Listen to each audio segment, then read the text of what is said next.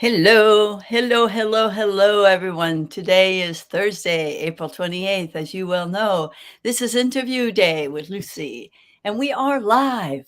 So nice to be here. Hello. So, we are going to do a little bit of housekeeping here. If you are joining us live, down below in the comment, hashtag live. And if you're just watching the replay, hashtag replay, and do tell us where you're coming from. Now, usually I tell you I'm coming from Mexico, but I happen to be in California right now. So, and my guest is also from the USA, and we will see where my guest is from in a short while.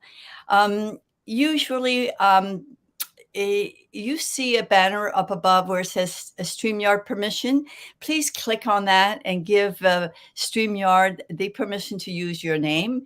Because if you don't, then you come across as Facebook user, and I don't really know who is listening. And we want to interact with you because we love to do that. And if you just want to react, then you can either do thumbs up or hearts. But we love hearts, so send us a lot of hearts. Okay, so the next thing on the agenda is what my guest today and I have in common, where we're both Tony Robbins. Tony Robbins is a mentor of ours, Dean Graziosi. We were part of the new legacy that Tony and Dean started in 2019 with the KBB course, KBB being Knowledge Business Blueprint. And then it progressed in 2020 to Progress Next, went to the next level.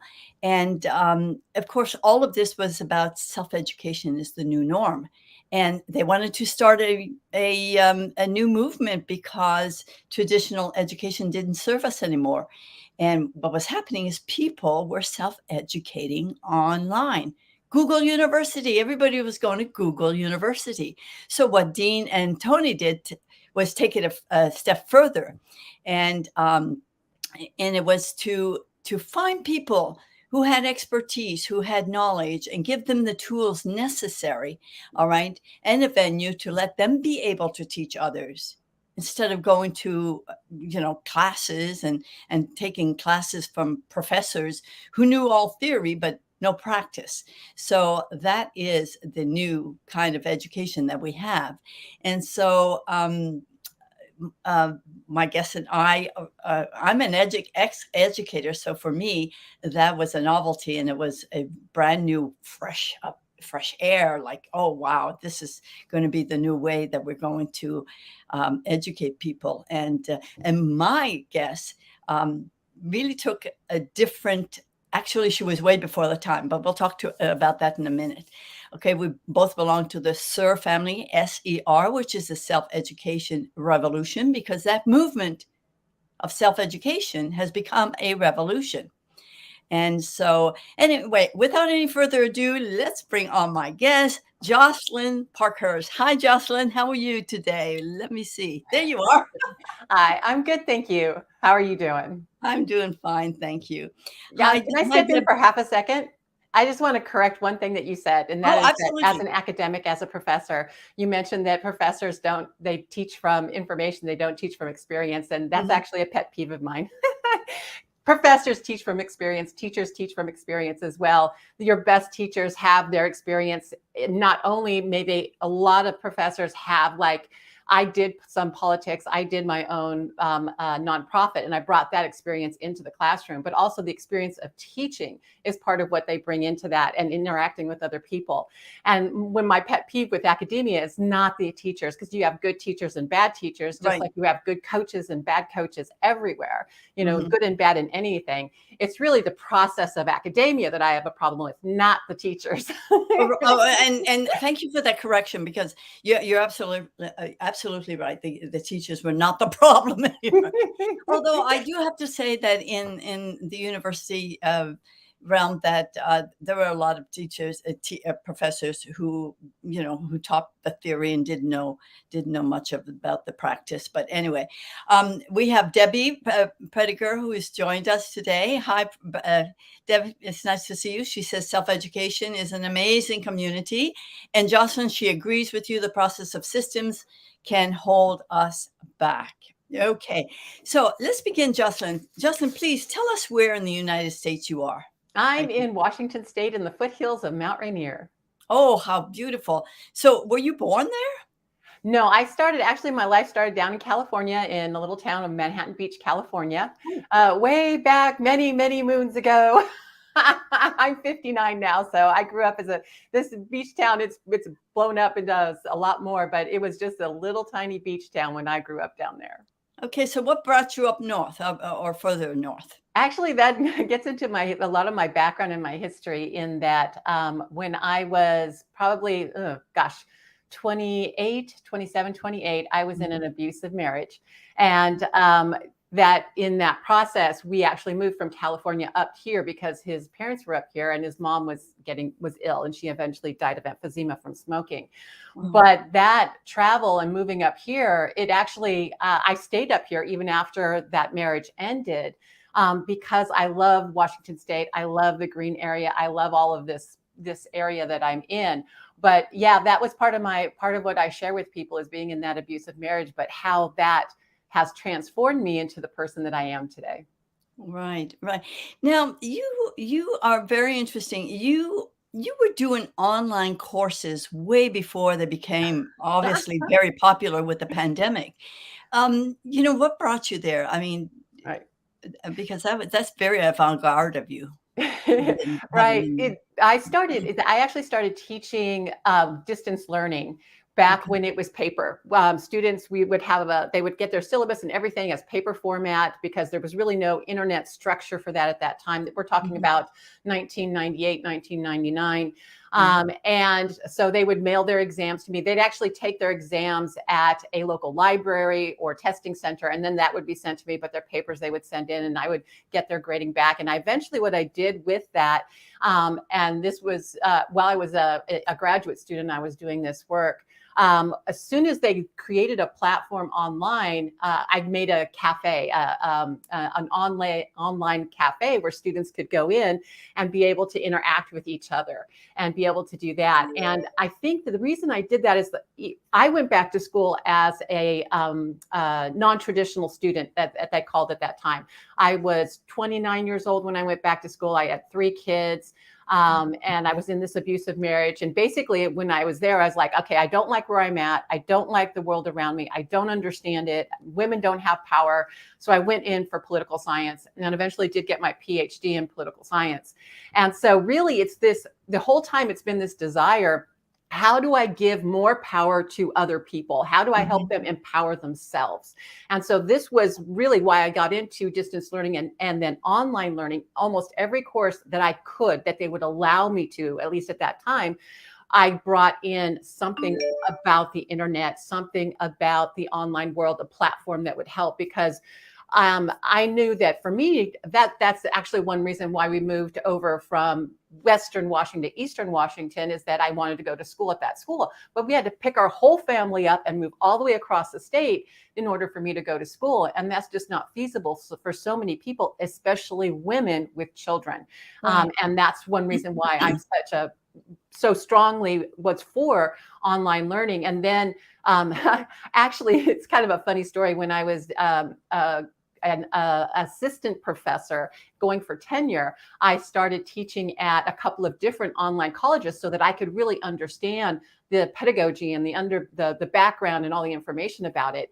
And because I was involved in doing that and was such a proponent of it at our small little college, I didn't get tenure because they didn't like it that I was teaching and getting information from someplace else, because I was such a strong proponent of it. But look where we're going today. So really, it was me being ahead of my time in many, many ways.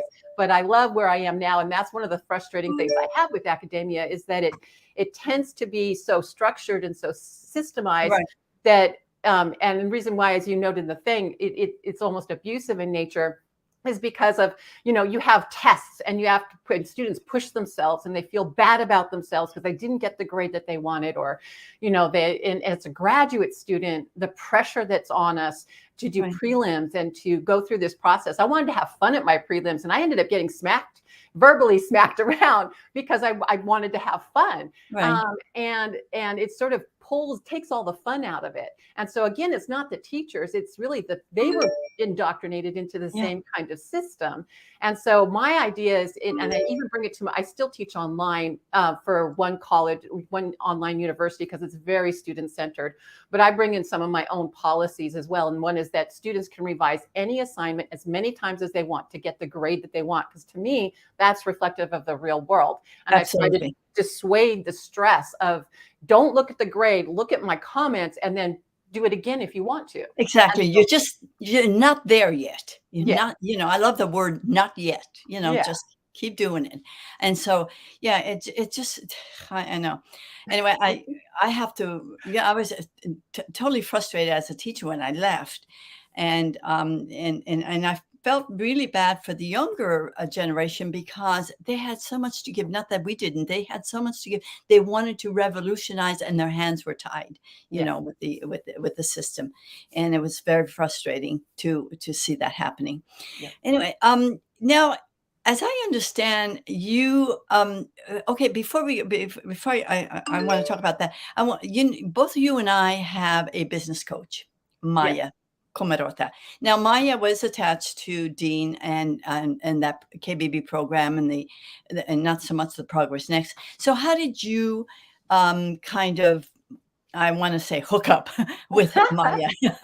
Right. For me, Maya, while she does help us in our business, to me, she is a heart coach. I just see her as a way of, how do I say this? I've always been a spiritual person. Mm-hmm. And going into academia, and especially political science, which is, with the statistics, if you take feminist theory out and women's studies out of political science, the number of women in political science is just under the STEM disciplines. Right. It's that male oriented. Most of the time you have 5 men to 1 woman in political science courses. And so when I was in there, my rational mind was fighting against this, more spiritual mind. And that I always kind of felt like something was missing in what I was doing. And even when I went into the self-education industry and I was developing my own courses and I was doing Project Next and KBB, I felt like there was still something missing. And for me, what Maya did is she allowed me to say, you know what, listening to your intuition, listening to your inner superhero, listening to your heart, listening to that thing that connects you to God, spirit, universe, whatever it is we want to call it, it's okay. And a matter of fact, that's what should be happening.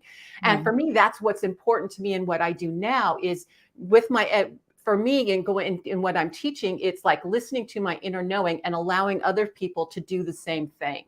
And I feel like that's what's missing in academia and even in K through 12, is this ability for us to hear what's inside. We've become so involved in our intellect and in what we see and hear that we're forgetting this other part of that's even bigger than this part, is what's inside of us, what's in our heart, this connection to something else. And that is what I want to bring to education, is that heart. And for me, that's what Maya does.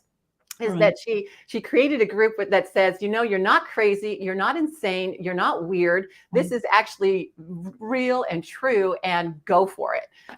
Absolutely, it's the permission to go for it, and it's wild.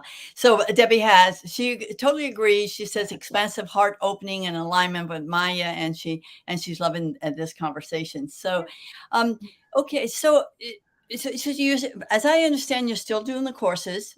You're just and it's political science. And what you're trying to do is infuse some kind of spirituality. I mean, it's hard to put those two things together. The only thing I can think of is Marianne Williamson, who decided to run for the presidency. And, she's a very spiritual person. And there she was up on stage saying that, that's what's missing in the politics and whatnot. And so I don't know if you're familiar with her or not, but right. I am not. I do not watch the news. I am a political scientist. I look at research and I look at what's coming out through that means. The news is just entertainment to me. Right. Anybody that looks at the news and says that's politics, I mean, that might be politics, but it's not political science. Right. So I try to stay out of that because I'm really coming more from the heart-centered place now, and that just takes me away from where I want to go.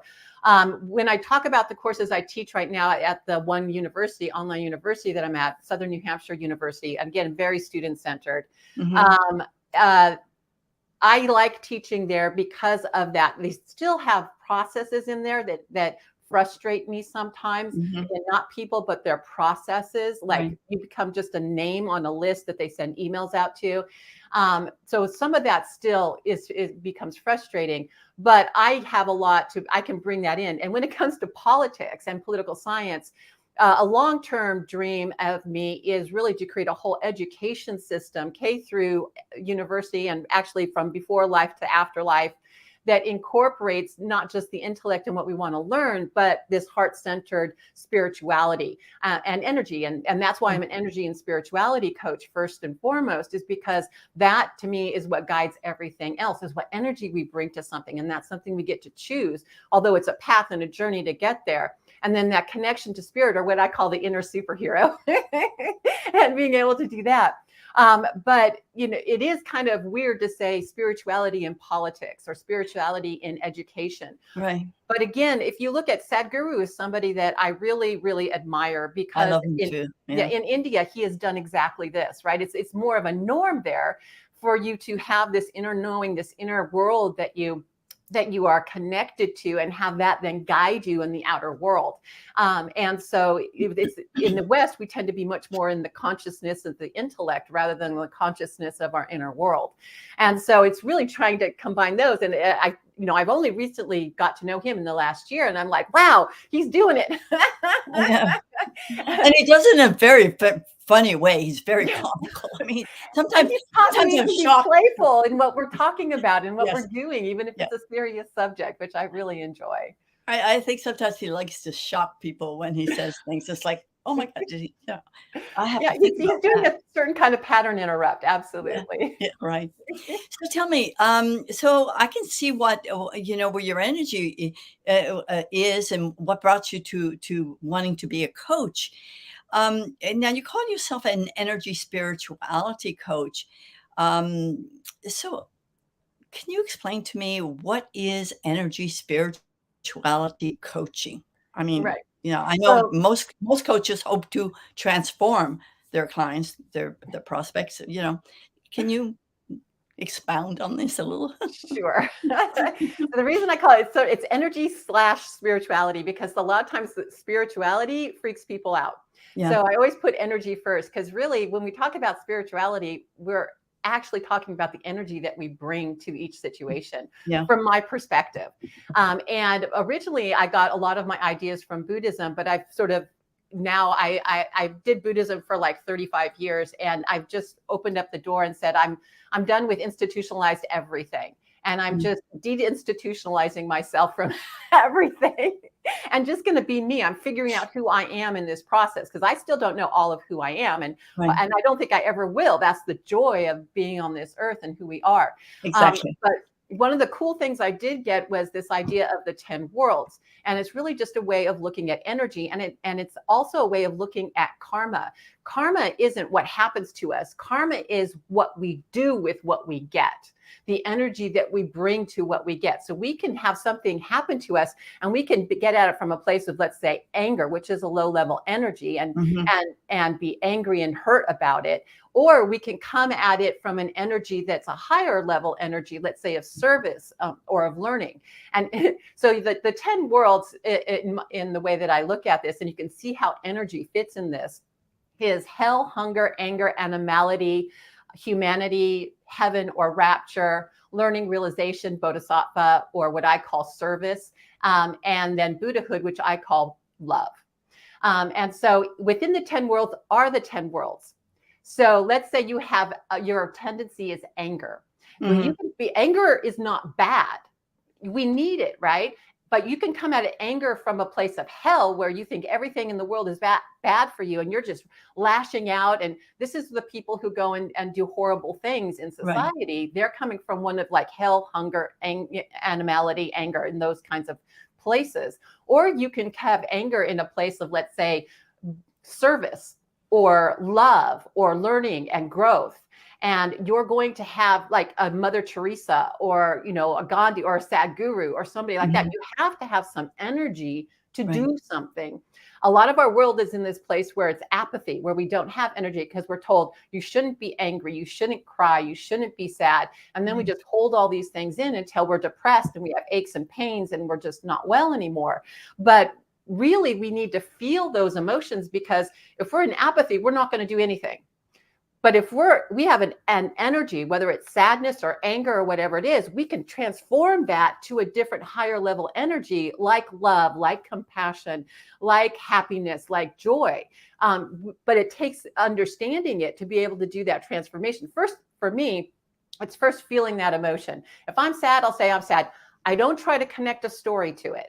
I don't try to go back and say, why am I sad? Because then I'm just recreating stories in my head. I just let myself feel sad. If I want to cry, I cry. It could be the way the sun is that day. It could be a smell that you smelled. It could be that you're letting go of something. Just like if you're working out and you get for the first time and you have some pain in your arm afterwards. Well, maybe this is just a pain that you need to that you're letting be released finally. So feel that emotion. That's what I do, is first feel it. And then I say, to myself, I love you. I love this emotion. I celebrate and honor this emotion. And then almost immediately it changes. It says, it's like the villain in the head says, oh, you recognized me. Thank you so much. And then I can just sort of let it, I hate the word let it go. I guess I would say more that gets put more into the background while the other emotion gets to come out and be more present, the happy, the joyful. But if you're in apathy, you have nothing to change to. And then, you're right. It's very sad.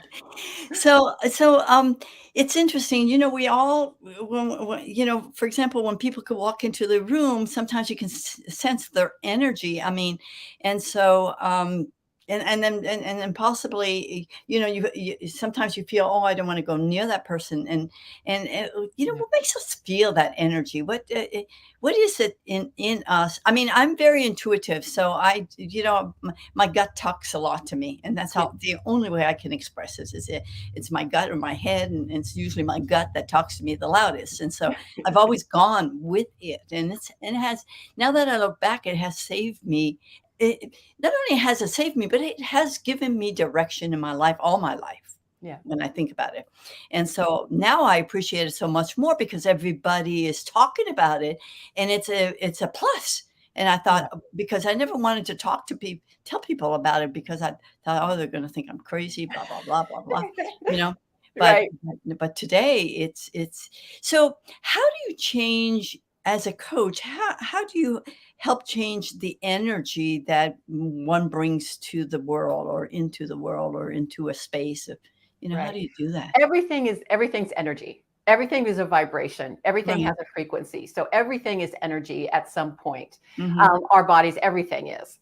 And so when it comes to energy and you feeling somebody, like you said, you walk into the room, why do you feel that? Is because your body is vibrating, somebody else's body is vibrating. It's almost like I have a YouTube video where it talks about 2 cups of water. And in the water, everybody's got little bits of different stuff like spices, and I put some spices in there and some pepper and some salt and some other kinds of stuff. And then life is like a stir stick, and it stirs it up. And when you, and that's like your karma and how you deal with things. And then when we come into contact with each other, there's also like a magnet inside each other that attracts the different kinds of things. And when we get in contact with another person, our magnet is attracting and doing something in their body too. And so that's why sometimes when somebody is angry, we start to get angry too, because it's pulling that out of us. So, and vice versa. Or sadness, or like when I go to the grocery store sometimes, and I can tell that the cashier's not having the best of days, I'll just sit there for a minute, I'll smile, and I'll just start some little bit of chit chat and talk with her until by the time I'm done, she's smiling, right? So it's those, we can change our own energy when we have certain tools to do so. Right. How I do it, I don't change anybody's energy. Okay. Yeah, well, they have to do it themselves. Absolutely. But in coaching, when we coach, it's just like any kind of coaching, you ask powerful questions. And so the person can understand within themselves where they're at.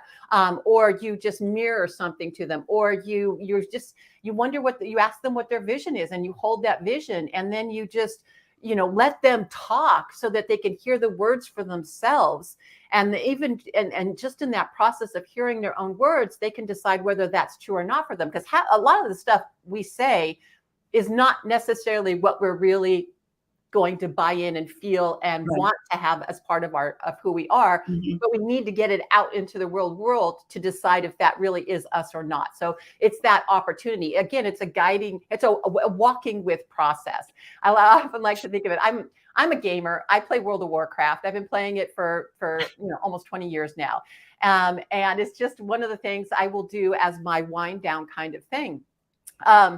But oh gosh, I completely lost the train of thought that I was going in with that.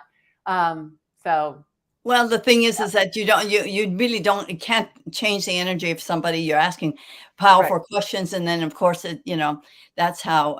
So, but you do. I remember now what I was going to say. It's basically they have a thing in there called pools of reflection, and basically I just call it like we're sitting by the pools of reflection, talking and interacting, and they get to look at themselves in the pools of reflection in that process. Yeah. Okay. So, it's interesting. You mentioned that you were in an abusive relationship. And I think that your niche, as I understand, you're trying to empower women who have had the experience of trauma, right? So could you talk a little bit how your abusive relationship kind of guided you to that particular niche of yours, or your ideal client, and why you feel that that's where you fit the best and can do the most good?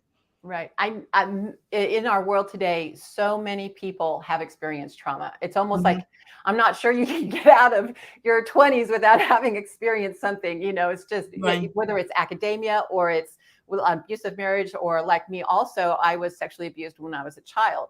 And I honor everybody who has gone through this. And I know talking about this can be a triggering thing. And so I honor and celebrate wherever you are in your journey. And I'm not making light of this, because even today, some days I'll wake up with that moment of dread about the whole day. And I just have to do my tools to shift me into a better energy. But for me, what I did is I just did a lot of internal work of getting to a place where that was part of my journey. And that I get to decide what that experience meant for me. I don't get, society doesn't tell me who I am. That person doesn't get to tell me who I am. I get to choose who I am. And for me, that experience was a gift, because now I can connect with other people who have had similar experiences. And when it comes to self-education, many, and I'm going to speak to women here because that's my knowledge base. That's my world of knowledge. I don't know men's experience because I'm not a man. But I'm sure there's a lot of similarities in here, but that's why I will use the word women here. And that is female energy. You can, and my daughter's trans, and I live with trans women. So, it's really what energy it is that you choose to have. And so a lot of women have these similar experiences that I have had of sexual abuse and other kinds of trauma. And they've moved through this, and this made such a huge impact on their lives to have this transformation in their lives that they want to share that with other people. And so they go through something like self-education revolution, Project Next, KBB, and they start to want to create their course. But they find it difficult to narrow in on what we call the dot. They're a perfect person, their niche.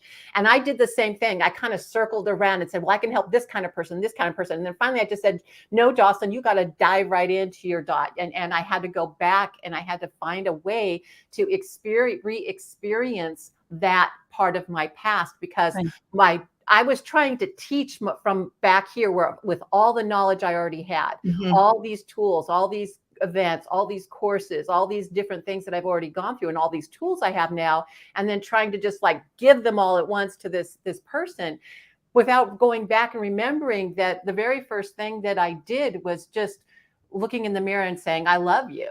Yeah. Or just stop pointing fingers at other women and saying, why is she wearing that? Why is her face like that? Why is she wearing makeup? Why is she, those kinds of things that society kind of tells us that we're supposed to be doing just because of what's on television or commercials or magazines or ads on Facebook or whatever it is. And so those were like the first little steps, but I had forgotten just the main thing is she wasn't feeling seen. She wasn't feeling heard. She wasn't feeling supported. She wasn't feeling like she could be herself. She was emotional.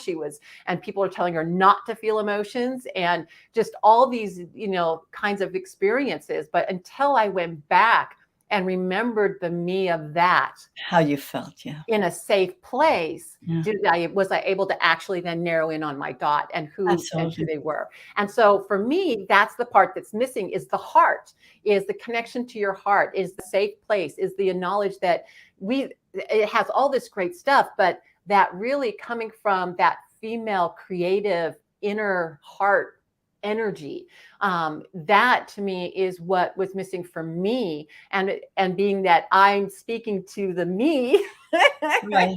of my past, that's what I wanted. That's who I knew I needed to serve. That's how best you can serve. To bring that out. Absolutely. That is such a beautiful way of putting it. I just love the way that you just kind of narrowed yourself down to the dot, as Dean calls it, the dot. Right. But it's so important, because it doesn't mean to say that you're not going to be able to help those other people. No. But this is where you need to start, because this is where you felt, the change and ability to move beyond, the trauma and the difficulty in your life. My God. And what you said was absolutely true. Just because you narrow in your focus and how you're going to serve this part, love and connect and give and all this to this person, it's not because you're trying to exclude anybody else from what you have. But it's what creates the passion for you to be able to do what you want to do. And if you don't have the passion and you don't have that excitement in your chest, that creative flow, then it's all coming from your head. It's just a course development. Right. But when you're coming from your heart, it becomes a course creation. Absolutely. I know exactly because I went through the same thing. It's like, I had to go back to the point at which I felt, that I was alone, and what was I going to do? And I worked through it, and it's like, oh my God, look at me today. Now I could be a bridge for that single woman that who's, at the time I was 70, and I'm thinking, oh my God, if it's happened to me, it's happened to other people. And look what I went through, and look what I can bring to people. I can be the bridge. Oh my God. It's so exciting. Scary and exciting all at the same time. Yeah, absolutely. Absolutely. So, I want to ask you about, you kind of talked about it. I hear women say, they talk about the warrior within, and I'm always thinking, because I have a friend that says, oh, yeah, I mean, she was a warrior. It's like, you get out of my way. It's like, this doesn't work. We cut you off from my life. And I'm going, I could never understand that. What is this warrior that lies deep down inside? I think some women, I mean, I hear them say, I'm taking the warrior out of me, I'm putting it aside. Can you talk a little bit about that? Absolutely, because my brand is 3 Rings Warrior. Exactly. And so, and if you find me on Facebook or Instagram or anything, I'm 3 Rings Warrior. And the reason is that the warrior is somebody who strives to see the inner superhero of who they are. And it really is connected to the 3 rings, which is our way of connecting and communicating with ourselves, ourselves with other people, and ourselves with the environment and natural world around us. And for me, the warrior is striving to reduce and get rid of, again, all the stuff that other people are telling us we're supposed to be, and is fighting for that inner world development, that inner consciousness, to be able to hear their own self. And my other phrase is quiet the villains in our head so we can hear the superheroes in our heart. And again, that warrior is that superhero in the heart. Now, the warrior, and I get what your friends are saying when they want to lay down their weapons and take their armor off, but a true warrior knows when to fight and when not to fight, knows when to follow the rules and when not to follow the rules. And so for me, the warrior it encompasses the magician, encompasses the goddess, it encompasses, the empress and everything that is part of that whole thing. But sometimes, so really it's that ability for me, again, in the warrior, it's saying I'm fighting to go against the norm of what everybody else wants me to be. And instead I'm seeking out my own path to understand that every single person is on their own journey. It is not for me to judge that other person's journey, just as if they judge me, I don't have to accept their judgment of who I am. And that in itself it takes intense understanding and a letting go of the structures that we have been in, which is a fight, really, a way of fighting. And it is saying that I'm going to love everybody and everything. That doesn't, now, unconditional love, I absolutely believe in it. Unconditional love is not unconditional acceptance of everybody's behavior. Right. And so unconditional love is just saying every person is an aspect of creation. And whatever is creation created everything, every bird, every tree, every flower. And we can love those a lot easier than we can say our ex-husband or our ex-wife or our ex-boss or, or this person that cut me off on the freeway. But that is where then the fight or the that ability seeking comes in, is to find those tools, to create those tools, to get to that place where you can say, I don't have to put my energy there. I don't have to, give that aspect of me away because somebody else is saying something to me. And that is almost the hardest thing to do. Is to, especially if somebody's at you being angry and they've got that anger energy there, not to have that just be pulled out of you and to respond in kind, right? As some people say, you don't have to accept that gift. And I love a phrase that Sadhguru had just a few days ago, and he said, "Love everybody. Love everybody. Just love everybody." And if somebody's coming at you and love isn't working, give compassion. And if compassion's not working, use distance.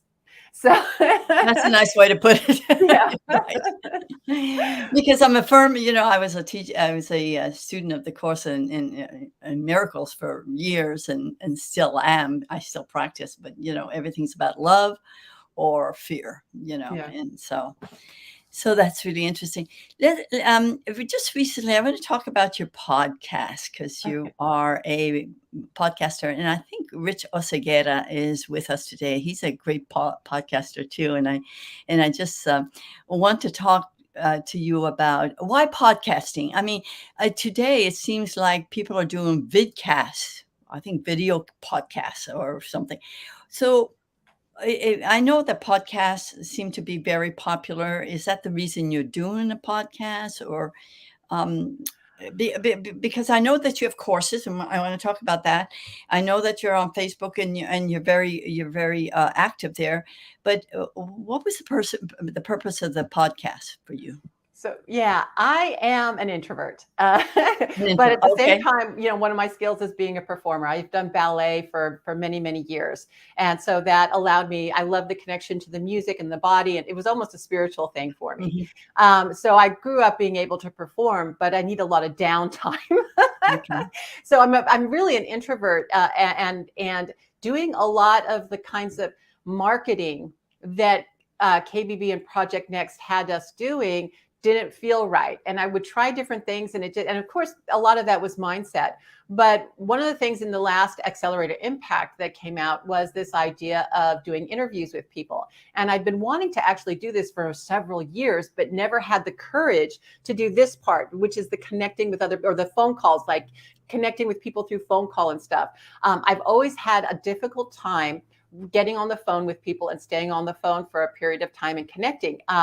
And because of that introvertedness, that way of looking at the world, people thought I didn't like the world. My ex-husbad, when I was going into a job about that had to do with dealing with people, and I was talking on the phone with him, and I told him, yeah, they said that, they wanted me and stuff. He said, "Did you tell them that you hate people?" And I was like, I don't hate people. But that's the perception, because I was hurt so often, or I perceived that hurt, right? I was hurt by different relationships. I was hurt by events. I was misunderstood so much, because of being an introvert, because of not always using my words the right way, because of having this deep connection to spirituality, and having a weird sense of humor. That it just I kind of closed in on myself, and that perception came out. So when it came to doing the podcast, and I do video, my major one is on YouTube, but I also distribute to most major podcast platforms as well. The real joy, it's sort of twofold. One, I've always wanted to just share women's stories, women's transformational stories and experiences, because I knew mine was impactful, and I knew other women's were impactful. And our society tends to tell us that we as women should be fighting against each other. Can battle against each other, and we're all up, in conflict. And, if this person succeeds, well, then that person hasn't. And I didn't agree with that. And of course, that's what politics says too, or political science says, about power. And so I was like, no, that's not true. Women historically come together. They're cooperative. They work together to make things happen. And the phrase better together, I really hold that to heart, that the more that we can share and give and do with each other, the better it is. Because even if I'm doing a course development for this group, and you have the same niche, it's okay, because you may say something ever so slightly different, or come at it with just a different energy or a different framework than I do, that impacts a different subset of that group. And that group's huge. So it's like we're all together working to do something to change the world. And so my desire is to share these women's stories, but also what's their coaching they're doing, what programs are they doing, what courses are they doing, so that it gets out there, and whoever it resonates with, they're going to go for that. And ultimately, that's going to come back in a way that helps me, because that's just the law of attraction and cause and effect. That's just what happens. Exactly.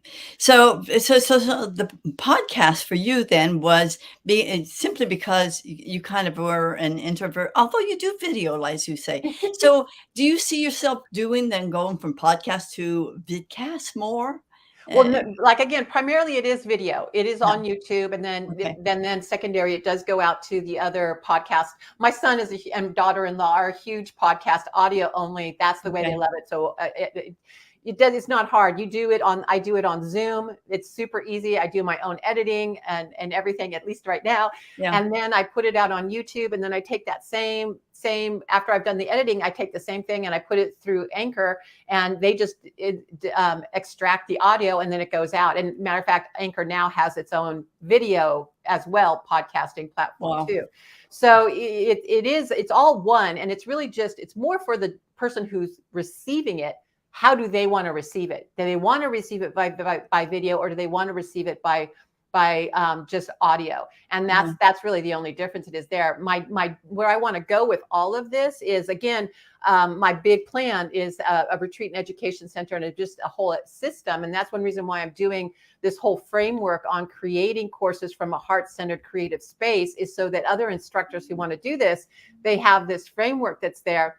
But my real love is stories. I've always loved people's stories. I would be the person that would go around to the neighborhood houses where the vets were or whatever, and the old lady at the time, she was in her 80s, and she would just tell stories, and they would tell their stories, and I would just sit there enthralled.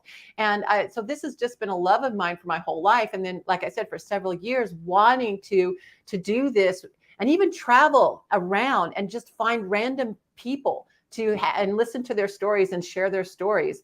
And I have big names that I want to share get their stories and interact with them as well. But but the thing is, I have no idea how to make money doing that part. So I have to do courses or coaching and do that part. And I really wasn't that active on Facebook until I started working with Maya.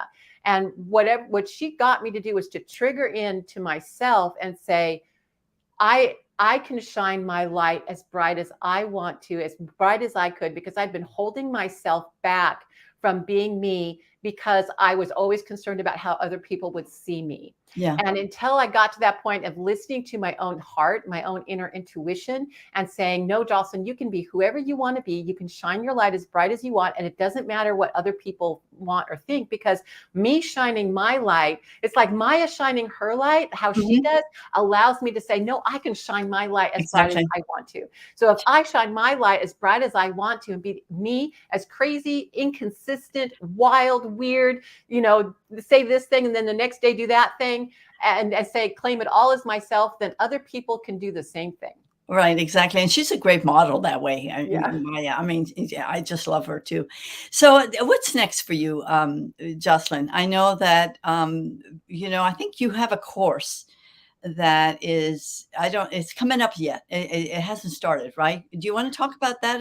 It's called Your Course Uniquely You. Do you want to tell us a Your little Course bit about Uniquely that? You. It's more of a coaching program rather than a course. Okay. And people can come in at any time. It's basically what it does is it combines group coaching with one-on-one coaching, because I think there's benefits to both, especially when it comes to designing your own course from that creative heart-centered place. It's taking your mess to your message.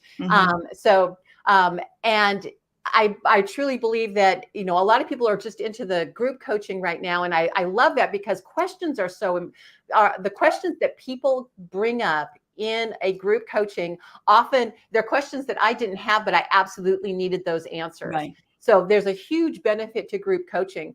But in this process, I love working one-on-one, and I don't want to give that up. And so for me, having one-on-one coaching as part of this is really important, because that person's individual experience unique to them may need a little drawing out. They may need that. I know that it's going to, they're going to want that interaction one-to-one, Right. so that maybe there's some heartfelt things that they won't need to say, or at least get out into the world, that may not be able to come out in the group coaching experience. And so it combines both of those master classes, where I bring in individuals that are good at things that I'm not, let's say like marketing. I would bring people in on those kinds of things. So it includes master classes, as well as some other kinds of things that are all incorporated in there. And so it is more coaching. I am working on the framework. I've developed the first part of it, and I'm continuing to work on that. So it also includes because the women that I'm my niche, at least, right? My dot is a high achieving woman who wants to take her mess to her message from a heart-centered creative space.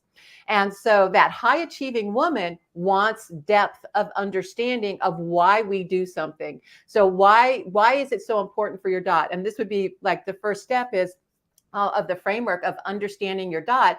I have a dial-in graph that I have, and the first two step parts of it is taking Tony's 6 human needs: Right. certainty, uncertainty, significance, love and connection, learning and growth, and contribution, and it combines that then with Bloom's taxonomy, which is a lot of very powerful questioning.